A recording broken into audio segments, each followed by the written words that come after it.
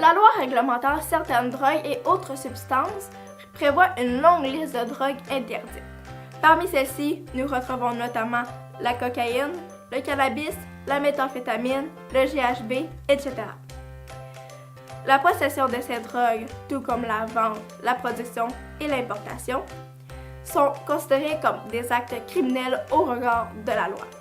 En droit criminel, les autochtones et les non-autochtones sont soumis aux mêmes règles. Un geste considéré comme étant criminel pour un non-autochtone est aussi une infraction criminelle pour un autochtone. La procédure judiciaire est également la même. Vrai ou faux? J'ai le droit d'avoir en ma possession 5 grammes de pot.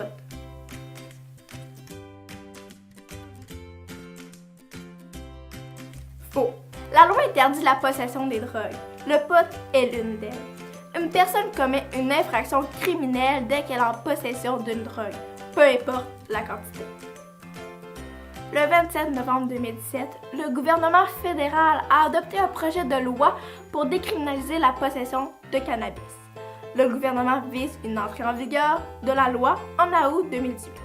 D'ici là, la possession de cannabis demeure illégale. Vrai ou faux? Je peux conduire après avoir consommé de la marijuana.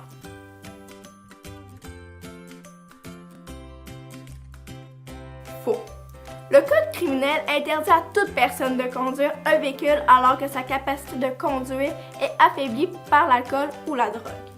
Une personne qui ne conduit pas, mais qui a la garde et le contrôle de son véhicule, par exemple, qui est assise à la place du conducteur avec les clés dans le contact, alors que sa capacité est affaiblie par la drogue, commet aussi une infraction criminelle au même titre que si elle avait consommé de l'alcool. Le trafic, c'est le fait de vendre, de donner, de livrer, d'expédier ou de transporter une drogue. En d'autres mots, l'infraction de trafic consiste à faire circuler de la drogue. Une personne peut donc commettre l'infraction de trafic de drogue en donnant par exemple un joint à une amie. Une personne peut être accusée de possession en vue d'en faire le trafic. C'est elle est en possession d'objets qui laissent croire qu'elle a commis cette infraction. Par exemple, une grande quantité de drogue emballée individuellement, une balance ou une liasse d'argent liquide. Attention, la loi prévoit des peines plus sévères pour les personnes qui font du trafic dans un lieu public normalement fréquenté par des personnes de moins de 18 ans ou près de tel lieu.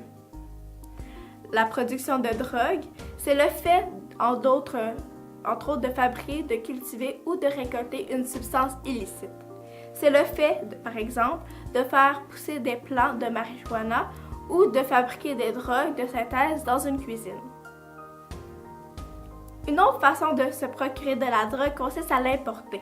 L'importation consiste à faire entrer de la drogue au Canada, alors que l'exportation consiste à faire sortir de la drogue du Canada vers une autre destination. Les jeunes ayant des démêlés avec le système judiciaire ont ce que l'on appelle un dossier d'adolescent. Il contient les informations sur l'adolescent et sur les procédures judiciaires encourues. Contrairement au dossier des adultes, celui des adolescents est confidentiel. Ce dossier n'est pas accessible au public et ne peut être consulté que par certaines personnes concernées. Même si le dossier d'adolescent est confidentiel, un employeur, une école, un douanier peut demander à l'adolescent s'il y a des antécédents judiciaires. Un jeune qui a été déclaré coupable d'une infraction et qui n'a pas fini de purger sa peine devra répondre oui. Le dossier d'adolescent a donc des conséquences. Le dossier d'adolescent devient inaccessible après un certain temps dépendamment de l'infraction et de la sanction qui a été imposée. Cette durée peut varier selon qu'une sanction extrajudiciaire ou un verdict de culpabilité au terme d'un procès ont été imposés.